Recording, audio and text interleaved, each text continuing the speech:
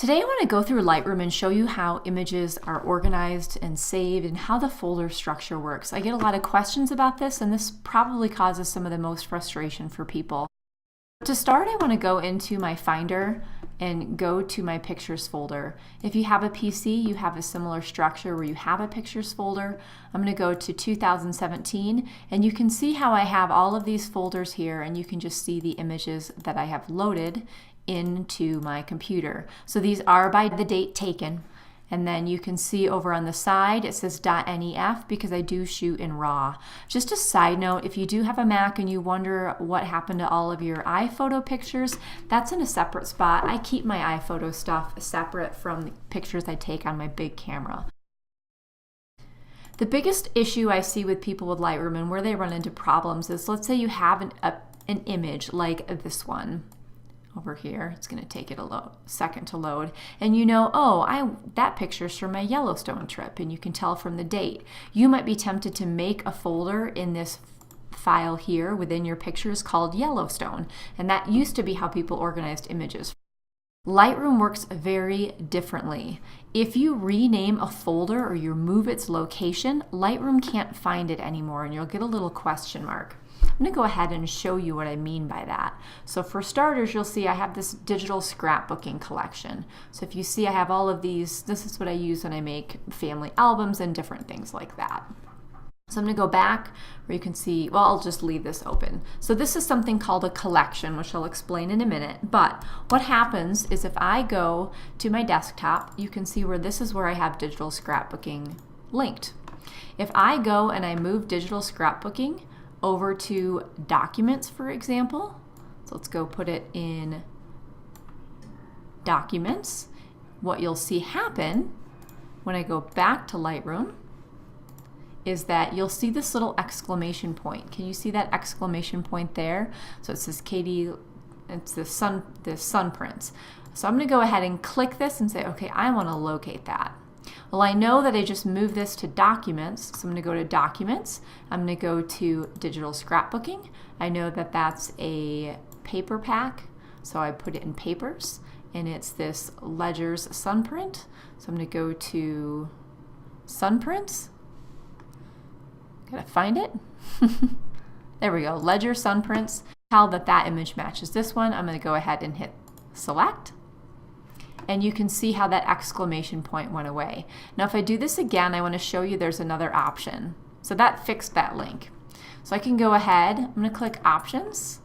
Do you see how there's an option to find the nearby missing photos? So that'll find nearby missing photos. I'm going to go back to my I moved it to Documents.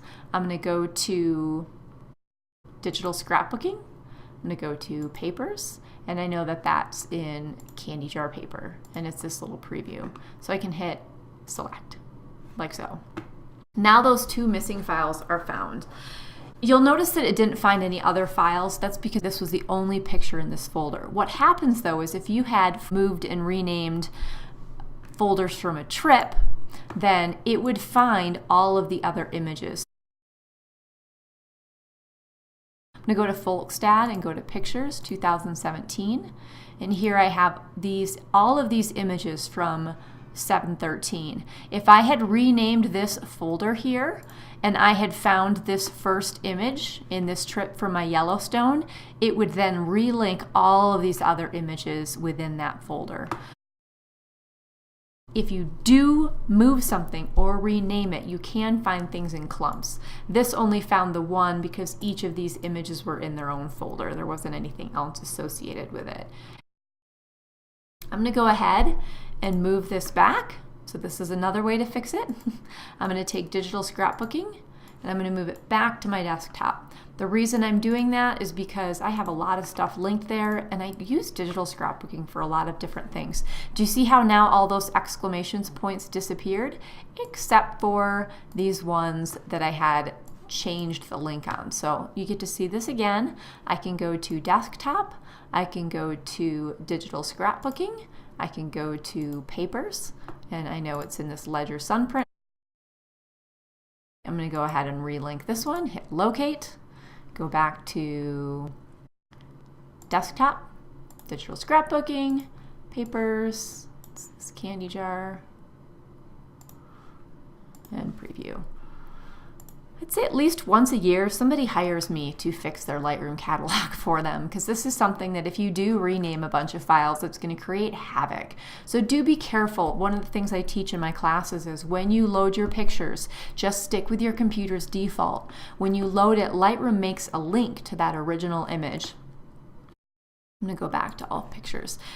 For example, when I went on this trip, I went to Rocky Mountain National Park for a weekend with my brother. When I loaded this section of images from that trip, I let the computer load it into my default folder structure. So it put it under 2017 10/18. It just made it a folder based on the date of when that trip took place, when we went to Rocky Mountain National Park.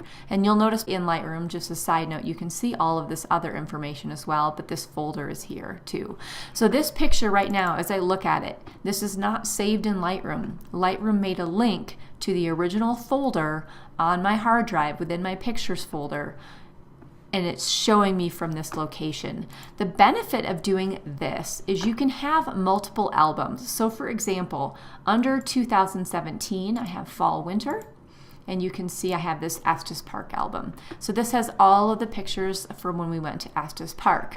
If I, however, wanted to make an album called Birds, this bird picture could live in my Estes Park album, and it could also live somewhere else. Let's say I wanted to take this picture of my boys and I wanted to put it into my to print folder because I wanted to make a to print of that image. I can stick it in there and save it. By the way, I do this if I have images I'm going to make prints of. I make a little temporary album called to print.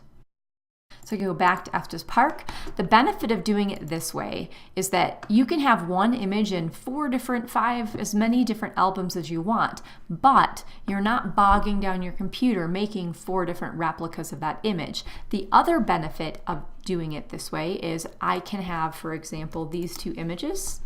I'm going to go ahead and let you see them side by side. For those of you who wondered how I did that, this is this XY view. I want to see those 2 next to each other. So this was the same image, I just made a black and white version. So I can edit it and make multiple different types. What's nice about this editing in Lightroom when you do it as a link, when I edit this image, it's going to edit all of the other images within all the other albums because it's the same exact picture just being shown in different albums. I know that that's hard to wrap your brain around because people for years before we had software like this kept their pictures organized in folders within their pictures hard drive. They gave those folders names.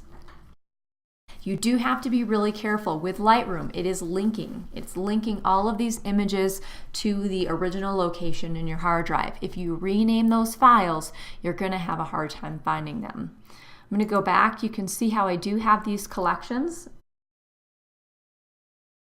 I want to make a collection set. There we go. I'm going to call it 2018. And then you can see how I have this collection set here. So now I'm going from explaining how your images were stored on your hard drive and how they're linked to Lightroom to now showing you how I can actually organize these within Lightroom itself. You don't have to do the years. This is just something that I do just because it keeps me from having a bazillion albums showing up. So now I can do under albums, I can do winter. We'll say winter and I want it to be in 2018. I'm going to hit create. And now you can see here, when we fall into winter, I can add any pictures I want. You'll see under 2017, I wrote fall, winter. You can organize these however you want. The difference here is this little icon that looks like this, that is the collection set. It is a set of collections. Think of it as a big box that you put a series of photo albums into. You can't put anything inside the collection set, but you can put collections, which is just like a photo album inside that. So you can see how I have a family pictures album. Within the summer, I have Yellowstone, so our Yellowstone trip is its own collection. I have June through August, which is its own collection. We went to Crested Butte, so that was its own collection. So what's nice about Lightroom is I can see all these different images and kind of scroll around. with the putting images in multiple locations. Botanicals. So here are a bunch of my summer pictures. So in June through August, I have pictures of my garden. Well, I could have that in my summer pictures, but then I could also take this here and put it in botanicals. In botanicals, I just have a bunch of pictures of botanicals, flowers, etc. that I want to store, maybe use as paintings, etc. Looks like a couple images got in here on accident. By the way, if you put something in an album and you didn't mean to, like that picture, just hit delete. It does not delete the image, it just removes it from the album. So botanicals is meant to just have pictures of flowers that I want to draw or paint. So once again, I accidentally probably just one time had a group of images selected that I dragged over. You can just delete to organize these images. Backtracking, starting from the beginning. You just started up Lightroom and you want to go to File, Import. You can see how I have all of these images selected. I'm going to uncheck all of them, and then I'm going to pick which pictures I want to bring in. I'm going to go ahead and I can click and say, okay, those are the ones I want to bring in. There's a variety of ways of doing this. You can say all photos, you can say new photos, however you'd like to arrange this. I generally go in and just uncheck all and then select the ones I want to import. Once I have those collected, I can go ahead and hit import. This is going to show you how it's saved on your computer. So if you scroll over here, can you see how it's going to go into pictures? It's going to go into your pictures folder. That's what you want. You can pick a different path if you'd like. You obviously don't want it to go into downloads. This is just showing you a previous folder. I had just edited that folder recently, so that's probably why it showed up. I want it to go into pictures. That is what I prefer it to do. This is going to be done automatically, so you don't really need to worry about that. Another nice thing you can do is add it to a collection. So if you know that these were some of the pictures from your, I'm going to go back over here, from your family pictures, you can select that and it'll automatically add that to it. I generally don't add it to a collection. I wait till after I import it. It's completely a personal preference. So I am not going to hit import because I don't want to import these because I had done it before, but I just wanted to show you what this screen looks like and how you can see where it's going to your pictures folder of your computer. I'm going to hit cancel and go back here. So once again, when you load these pictures, let it stick with the default. Don't worry about making folders on your hard drive called your Yellowstone trip within 2017. Just let it do it by date, and then you can make a Yellowstone albums or whatever the name of your trip happens to be, and you can organize them here. You'll just, looking at the left, you will see all of your collections here. You can see all photographs up in this location here, like so, and I can scroll through. And once again, on any of these, if you want to go and you want to edit something, take something out, all you have to do is click to delete it. One thing to keep in mind, if you're in all photographs and you go, for example, you take this picture and you hit delete, it's going to ask you when you're in all photographs, not a collection, but when you're in all photographs, it's going to ask you if you want to just remove it from Lightroom or delete it from the hard drive of your computer. I'm going to hit cancel because I don't want to do that. But if you import a bunch of pictures and you have some that just look terrible, go ahead and delete it from disk. Delete it from your hard drive. You don't need it to be on your computer if it's a terrible image.